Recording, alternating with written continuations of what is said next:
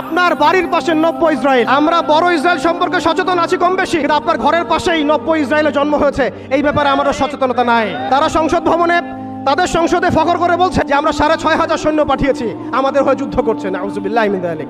তার মানে আপনারা প্রমাণ করলেন। আচ্ছা বলেন, খ্রিস্টানদের সাথে না হয় তাদের সম্পর্ক আছে, তারা আহলে কিতাব, আপনাদের সাথে তাদের কি সম্পর্ক? তারা পৌত্তলিক, তাদের সাথে এই ইহুদিদের কি সম্পর্ক?